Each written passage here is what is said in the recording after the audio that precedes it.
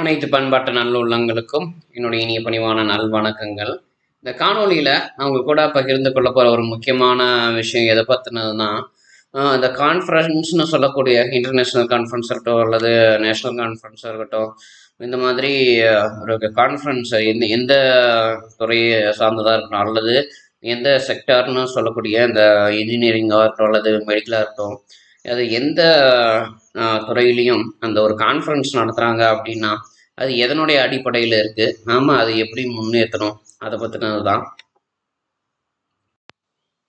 நாம் இன்னைக்கு பார்க்கக்கூடிய கான்ஃபரன்ஸ் சொல்லக்கூடிய மாநாடுகள் எல்லாம். அதாவது ஒவ்வொரு துறையினுடைய வளர்ச்சி சம்பந்தப்பட்ட மாநாடுகள் எல்லாம் யார் நமக்கு தொகுத்து அதை ஏற்படுத்தி கொடுத்த ஒரு கட்டமைப்போட அடிப்படையில் இருக்குன்னு பார்த்துட்டோம்னா, நிச்சயமா நம்ம சொல்லலாம் இந்த அமெரிக்கா பண்ணின வேலையில் தான். அவங்க என்ன பண்ணிட்டாங்கன்னா, அவங்க நாட்டில், அதாவது மற்ற நாடுகளில் இருந்து நல்லா சாப்பிட்றதுக்கு தேவையான தானியங்கள், உணவுகள், அப்புறம் என்ன சொல்கிறதுன்னா இந்த அரிசி, கோதுமை இந்த மாதிரி இதெல்லாம் வாங்கிட்டானுங்க. வாங்கிட்டு அவனுங்க இந்த மாதிரி தொழில்நுட்ப வளர்ச்சி சம்மந்தமான ஒரு எப்படின்னா அந்த மாநாடுகளை நடத்துறது, அப்புறம் இன்னும் அதில் நிறைய கண்டுபிடிக்கிறது, அப்புறம் புதுசு புதுசாக திருட்டுத்தனமாக மற்றவங்களுடைய விஷயங்களை கேட்டு தெரிஞ்சுட்டு அதை அவன் கண்டுபிடிச்ச மாதிரி அவன் பேரில் காப்புரிமை ஏற்படுத்திக்கிறது. இந்த மாதிரி அதில் ஏகப்பட்ட அரசியல் ஓடிக்கிட்டு இருக்கு இன்னைக்கு. இன்னைக்கு நோபல் பரிசை கூட பார்த்துட்டோம்னா அவனுங்க ஒரு நடுநிலையோட கொடுக்கறது இல்லை, அதுலேயும் அரசியல் பண்ணிக்கிட்டு இருக்கிறாங்க. தெரிஞ்ச தெரிஞ்சவங்களுக்கு, அவங்களுக்கு ஏன்னா இப்போ கைக்கூலியாக இருக்கிறவங்களுக்கு, ஜாலரா அடிக்கிறவங்களுக்கு இந்த மாதிரிலாம் பண்ணிட்டு இருக்கிறாங்க. ஆனால் அந்த ஒரு கான்ஃபரன்ஸை நான் ஆங்கிலத்திலே சொல்லிடுறேன், ஏன்னா அப்போ தான் படித்தவங்களுக்கெல்லாம் போய் சேரும். படிக்காதவங்களுக்கு எப்படி நம்ம அவங்க விண்ணப்பிக்கலாம் அல்லது பிரதியிடலாம் அப்படிங்கிறதையும் நான் சொல்லிடுறேன். அந்த கான்ஃபரன்ஸ் அப்படிங்கிறது பார்த்துட்டோம்னா நிச்சயமாக ஒரு ஒரு ஃபார்மட்னு சொல்லக்கூடிய ஒரு ஒரு ஒரு தொகுப்பு அல்லது ஒரு வடிவமைப்பில் இருக்க வேண்டியது தான். ஆனால் அதனால் அந்த ஒரு ப்ரொசீஜர்னு சொல்லக்கூடிய அந்த ஒரு குறிப்பிட்ட வழிமுறையில் தான் வந்தாகணும்னு நம்ம திணிக்கிறதுனால என்ன பார்த்துட்டோம்னா, தங்களுடைய கருத்துக்களை ஒரு புதிய படைப்புகளை, அதுவும் இயற்கை ரீதியாக வெவ்வேறு எப்படி சொல்கிறதுனா வெவ்வேறு கண்ணோட்டத்தோட மனோநிலையில் இருந்து ஒருத்தர் பார்த்துட்டோம்னா இந்த ஏற்கனவே கண்டுபிடிச்சவங்களுடைய புத்தகங்களையோ அல்லது அவங்களுடைய கண்டுபிடிப்புகளினுடைய அந்த அம்சங்களையோ படித்து பார்த்துட்டு அதிலிருந்து அடுத்ததுக்கு ஏதாவது கண்டுபிடிச்சிட்டு வருவாங்க. அது கண்டுபிடிச்சிட்டு வரதை அதை நம்ம பப்ளிஷ் பண்ணுற மாதிரி தான் இன்றைக்கி உலகத்தையே கட்டமைச்சு வச்சுருக்கேன் நான் அமெரிக்காக்காரன். ஆனால் அது மாறணும். ஏன்னா ஒரு சிலர் இப்போ என்னை எடுத்துக்கிட்டிங்கன்னா, நான் என்னுடைய காணொளிகள் மூலமாக புதிய விஷயங்களில் சொல்லும்போது ஒவ்வொரு விஷயத்துலையும் ஒவ்வொரு புதிய படைப்பிலையும் எதை அடிப்படையாக வச்சுருப்பேன்னு பார்த்தீங்கன்னா, பகவத்கீதையை கண்டிப்பாக அடிப்படையாக வச்சுருப்பேன். இன்னொன்று அந்த உணவு பழக்க வழக்கங்கள், வாழ்க்கை நெறிமுறைகள், அப்புறம் நம்ம வாழ்க்கையில் கடைப்பிடிக்க வேண்டிய பழக்க வழக்க முறைகள், இதையெல்லாம் அடிப்படையாக வச்சு தான் நான் ஒவ்வொரு புதிய யோசனைகளை சொல்லும்போதும் நான் சொல்லுவேன். ஆனால் இதுவே நம்ம அமெரிக்காக்காரங்களை எடுத்துட்டோம்னா, அவங்க உலகம் முழுக்க சுற்றி எங்கெங்கெல்லாம் ஒரு நல்ல விஷயங்கள் ஏற்கனவே சொல்லப்பட்டிருக்கோ, அதை சொல்லப்பட்டிருக்கிறவங்களுடைய சொன்னவங்களுடைய பெயர், மற்ற தகவல்களை எல்லாம் அழிச்சிட்டு, இவன் கண்டுபிடிக்கிற மாதிரியும் கண்டுபிடிப்புகளை பலவற்றை நமக்கு கண்ணில் காட்டியிருக்கிறான். ஆனால் நம்ம இந்திய நாடு அதில் எந்த மாதிரியான ஒரு முன்னேற்றம் கொண்டு வரணும் அப்படிங்கிறத நான் சொல்லிடுறேன். அதாவது Indian traditional technology based conference அப்படிங்கிற ஒரு கட்டமைப்பு. இந்தியன் ட்ரெடிஷ்னல் டெக்னாலஜி பேஸ்டு கான்ஃபரன்ஸுங்கிற ஒரு அமைப்புக்கு இல்லை, அதுவும் அப்படியும் வச்சுக்கலாம். அப்படி இல்லைன்னா Indian traditional technology based international conference அப்படிங்கிறத வச்சுக்கலாம். அப்போ அந்த ஒரு தலைப்புக்கு கீழே அந்த அந்த ஒரு என்ன சொல்கிறதுனா அந்த ஒரு சிஸ்டம், அந்த ஒரு கட்டமைப்புக்கு கீழே நம்ம என்ன பண்ணணும்னா நிறையா கான்ஃபரன்ஸ் சிஸ்டத்தை, அதாவது மாநாடு அமைப்புகளை நம்ம உள்ளடக்கணும். அதில் குறிப்பாக வரக்கூடியது இப்போ நம்ம நடக்கக்கூடிய பழைய வகை கான்ஃபரன்ஸ் சிஸ்டம், அதாவது வேர்ல்டு இன்டர்நேஷ்னல் கான்ஃபரன்ஸ் சிஸ்டம், அதை நம்ம கொண்டு வரணும். அடுத்தது ஆட்டிடியூடு பேஸ்டு கான்ஃபரன்ஸ் சிஸ்டம், அதாவது ஒருத்தவங்க வந்து படிக்கவே இல்ல.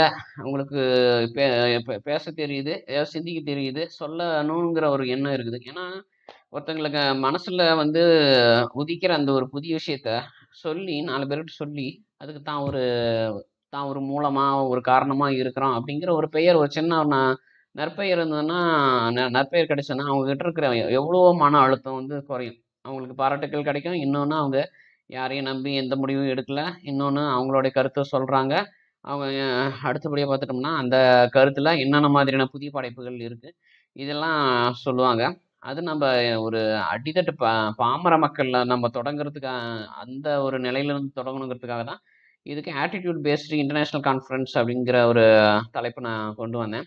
அதுல நம்ப கண்டிப்பா மக்கள் ஒவ்வொருத்தனுடைய கருத்தையும் அவங்களுடைய பெயர்லயே அவங்க கிட்ட கேட்டு அவங்களோட பெயர்லயே அத நம்ப பப்ளிஷ் பண்ணணும். நாளைக்கு யார் எடுத்து படிச்சாலும், அவங்க எங்க இருந்தாங்க?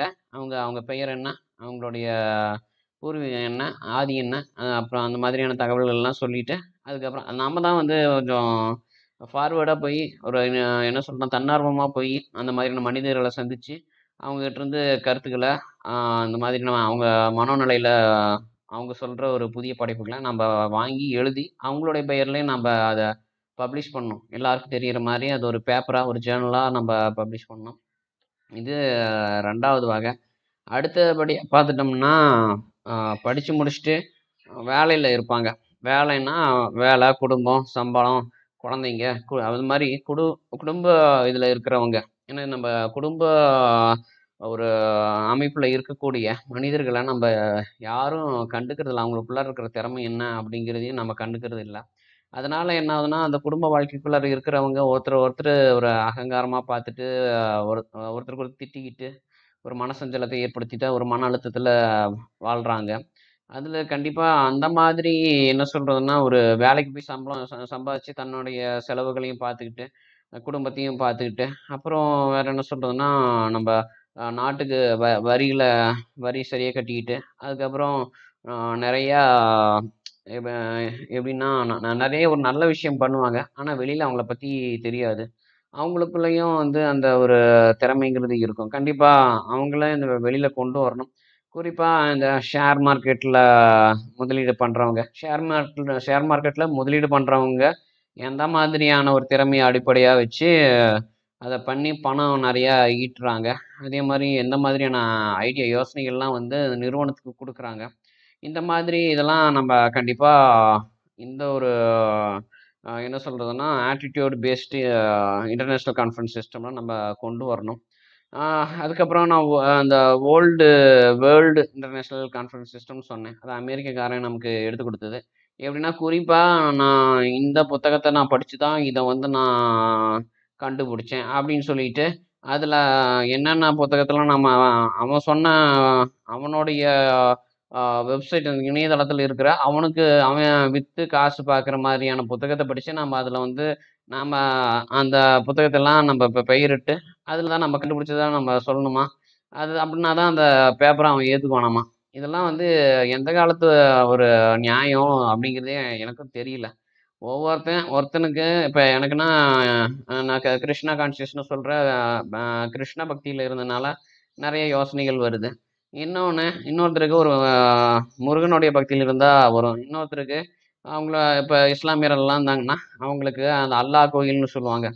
அந்த மசூதியில அவங்க ஒரு அமைதியா உட்காந்து, அ அந்த கடவுள நினைக்கும்போது, தியானம் பண்ணும்போது, அல்லது தொழுகை பண்ணும்போது, அவங்களுக்கு ஒரு புதிய யோசனை, புதிய படைப்புக்கான யோசனைகள் வரும். இன்னொன்னு இப்ப கிறிஸ்டினா இருந்தா அந்த திருச்சபை, அதே மாரி ஜெயினிசம், புத்திசம் அவங்கவங்களுடைய வழிபாட்டுல இருக்கும்போது, அவங்கவங்களுக்கு புதிய படைப்புகள் வரும். அந்த புதிய படைப்புகள் நம்ம அரசாங்கத்த கொண்டு போய் சேர்க்கணும் அப்படிங்கிற ஒரு எண்ணம் எல்லா தரப்பு மக்களுக்கு வரணும். இந்த உலக வாழ்க்கை அப்படிங்கிறது கண்டிப்பா நம்ம மனசு எதையாவது ஒண்ணு நெனச்சிட்டு இருக்கோம். எதையாவது ஒண்ணு அ ச மனசுல போட்டு ஓட்டிட்டு கிடக்கும். அந்த ஓட்டுற விஷயத்த நாம சரியா ஒரு பக்குவமா நம்ம கொண்டு வரணும்னா, சொல்றது இந்த இந்திய நாட்டுல இருக்கிறவங்களுக்கு மட்டும் கிடையாது. எல்லா இடத்துலயும் இருக்கிறவங்களுக்கு தான். அதுல குறிப்பா எத்தன நாடுகள்ல, எத்தன மனிதர்களுடைய அந்த ஒரு புதிய படைப்புகள் இன்னும் வெளியில வராம, அத அவங்க நெனச்சு, நெனச்சு, நெனச்சு வாழ்க்கைய முடிச்சுட்டு எவ்வளோ பேருனுடைய வாழ்க்கை வீணா போயிருந்திருக்கலாம். ஆனா, அத நம்ம என்ன பண்ணணும்னா, நம்ம இந்தியன் சிஸ்டத்தினுடைய அதாவது இந்தியன் கல்ச்சர்னு பேஸில் அதை வெளியே கொண்டு வரணும். ஒவ்வொருத்தரும் அவங்கவுங்க சொல்கிறத அவங்கவுங்க சொன்னதை அந்த விஷயத்த நம்ம எழுதி எழுதி எழுதி கடைசியாக அதை தொகுத்து அதுக்கப்புறம் யார் யாருனாலும் அதை எப்படின்னா வந்து ஒரு அட்டையை நம்ம பிச்சு போட்டு அந்த மறுபடியும் ஒட்டுற மாதிரி இப்போ எல்லாம் பிஞ்சு கிடக்குது உலக நாடுகள்ல எல்லாமே.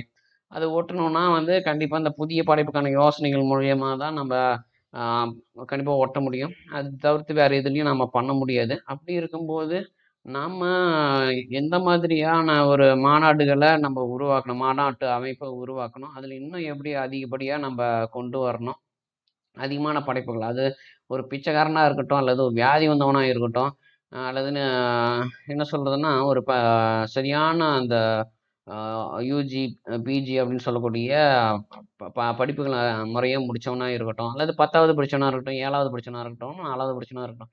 யாரா இருந்தாலும் அவனால யோசிக்க முடியும். அவன் வேலை பார்க்குறான், இல்ல 4 இடத்துல 4 விஷயத்த கண்ல பார்க்குறான், காதுல கேட்குறான். அவன் மனசுலயும் தனிப்பட்ட ஒரு தனித்துவத்தினுடைய அடிப்படையில தனிப்பட்ட கருத்துக்கள் இருக்குது. அத நாம அவனுடைய பெயர்லயே நம்ப என்ன பண்ணணும்னா, அத எழுதி வச்சு கண்டிப்பா ஏன்னா அந்த மாரி பண்ணுனோம்னா, அவன் அடுத்தடுத்தது சிந்திக்க ஆரம்பிப்பான். அப்ப நமக்கு அவன் என்ன பண்ணுவான்னா, அதுவரைக்கும் சிந்திக்காம இருந்திருக்கான். தன்னுடைய கருத்துக்கள யாரும் கேட்கல அப்படிங்கிற ஒரு பெயர்ல ஒரு பிரிவினையில இருந்தானா கூட, அவன் நம்ம மக்களாட்சி முறைக்கு ஜனநாயக முறைக்குள்ளார வந்து அதுக்கு ஒத்துழைப்பு அதனுடைய வளர்ச்சிக்கு ஒத்துழைப்பு குடுக்குற வாய்ப்பும் ஏற்படும். இப்படி நம்ம ஏற்படுத்தும்போது தான் என்ன ஆகும்னா, நம்ம நாடு இன்னும் நம்ம அமெரிக்காவ முந்திட்டு முதல் இடத்துல வர்றதுக்கான ஒரு வாய்ப்பும் நமக்கு ஏற்படும். அப்படிங்கிறத இத நான் இந்த காணொளி மூலமா நான் தெரியப்படுத்திக்கிறேன். நான் சொன்ன அந்த Indian traditional technology based international conference அப்படிங்கிற ஒரு தலைப்புக்கு கீழ என்னென்ன தலைப்பெல்லாம் கொண்டு வர முடியுமோ, அத சேர்க்க முடியுமோ அத சேர்த்துருங்க. சேர்த்துட்டு அ உலக நாடுகள்ல யாரும் அமெரிக்கா மாதிரியான ஒரு எப்படின்னா, ஒரு தலபட்சமா இருக்கிற அ நாடு கூட வந்து அவங்க ஒரு பிணைப்பு வச்சு அவங்க கஷ்டப்பட வேண்டாம். இப்ப இந்தியா மாதிரியான நாடுகள் கூட ஒரு பிணைப்பு, ஒரு நட்பு வச்சு அவங்க வளர்ச்சியும் அவங்க அடையணும். அதே சமயம் அவங்களுக்கான அங்கீகாரம், அவங்களுக்கான உரிமை, அவங்களுடைய சொத்து அவங்களுக்கு வழங்கப்படணும். அப்படி பண்ணுனோம்னா, கண்டிப்பா நம்ப பிரிவினைகள தகர்த்து நம்ப எல்லா உலகமே வந்து ஒட்டுமொத்தமா ஒற்றுமையா இருக்கிற மாதிரியான ஒரு சூழ்நிலை ஏற்படும். இந்த அமெரிக்காக்காரங்க மாரி வந்து திருட்டுத்தனம் பண்ணிக்கிட்டு, தான் வாழ்ற வாழ்க்கை ஒண்ணு தான் வந்து ஒரே மாதிரியான வாழ்க்கை. அந்த மாதிரியான வாழ்க்கை தான் உலகம் முழுக்க எல்லாரும் வாழ்ந்துகிட்டு இருக்கிறாங்க. வேற யாரும் வித்தியாசமா இல்ல, வேறுபாடா இல்ல. இருந்தாங்கன்னா, அவங்க வந்து ஒரு நல்ல விஷயத்த விட்டு விலகி இருக்கிறாங்க. அவங்க வாழ்றதுக்கு தகுதி இல்லாதவங்க. அவங்க அ ஒரு எல்லாத்தையும் வீணடிக்கிறவங்க. அப்படி இப்படின்னு வந்து ஒரு எதிர்மறையா பேசுறவனுடைய ஒரு கட்டுப்பாட்டுலேருந்து நம்ம உலக நாடுகள்ல பல பேரை நம்ம விடுவிச்சு அவங்கள ஒரு நல்வழிப்படுத்துற ஒரு சூழ்நிலை நமக்கு இருக்குது. ஒவ்வொருத்தருடைய திறமை என்ன அப்படிங்கிறத அவங்களுக்கே நம்ம அடையாளம் காமிக்க வேண்டிய ஒரு நிலைமையும் கட்டாய நிலைமையும் நமக்கு இருக்குது. காரணம் என்னன்னா, நம்ம எல்லாம் ஒற்றுமையா இருக்கணும். எந்த ஒரு விஷயத்திலும் மாறுபாடு, வேறுபாடு வந்துடக்கூடாது. நம்ப பல அதாவது இயற்கையில கடந்த காலங்கள்ல ஏற்பட்ட சில பல ஒரு காரணங்கள்னால நமக்குள்ளார வேறுபாடுகள் தோன்றியிருந்தாலும், இந்த மாதிரி திறமை ஒவ்வொருத்தருக்கும் இருக்கு அப்படிங்கிற ஒரு ஆ மைய கருத்துக்கு கீழ, திறமை அ எல்லாருனுடைய திறமையும் மதிக்கப்படும் அப்படிங்கிற திருடப்படாது, மதிக்கப்படும். அவங்களுடைய திறமைக்கு, செயல்திறனுக்கு அவர்களுக்கே அங்கீகாரம் மற்றும் அப்படி அது என்ன சொல்றதுன்னா, சான்றிதழ்கள் வழங்கப்படும் அப்படிங்கிற ஒரு நல்ல விஷயத்துக்கு கீழ எல்லாத்தையும் கொண்டு வரணும். அப்படி கொண்டு வந்தோம்னா, நமக்குள்ளார அ என்னைக்குமே தினம் தினம் நமக்கு வந்து ஒரு நல்ல விஷயத்த ஏதாவது ஒண்ணு பண்ணணுங்கிற ஒரு புத்துணர்வு நமக்கு ஏற்பட்டுக்கிட்டே இருக்கும். நாம கண்டிப்பா எல்லார் கூடயும் ஒரு ஒத்துமையா அ எதிர்காலத்துல வாழ்க்கைய நடத்தலாம். இந்த காணொளி பிடிச்சிருந்ததுன்னா லைக் பண்ணுங்க, கமெண்ட் பண்ணுங்க, ஷேர் பண்ணுங்க. என்னுடைய யூடியூப்ல இன்னும் சப்ஸ்கிரைபரா ஆகல அப்படின்னா, தயவுசெய்து சப்ஸ்கிரைப் பட்டன பிரஸ் பண்ணி சப்ஸ்கிரைபரா ஆயிக்கோங்க. ஏன்னா சப்ஸ்கிரைபரா ஆகும்போது தான் உங்களுக்கு என்னுடைய காணொளி அடுத்தடுத்த நோட்டிஃபிகேஷன் மூலமா உங்கள தேடி வரும். அந்த சப்ஸ்கிரைபரா ஆகல அப்படின்னா, உங்களுக்கு நான் எப்ப என்னுடைய என்னுடைய காணொளி பார்க்கறதுக்கு வாய்ப்பு கிடைக்குதோ அப்பதான் பார்க்க முடியும்.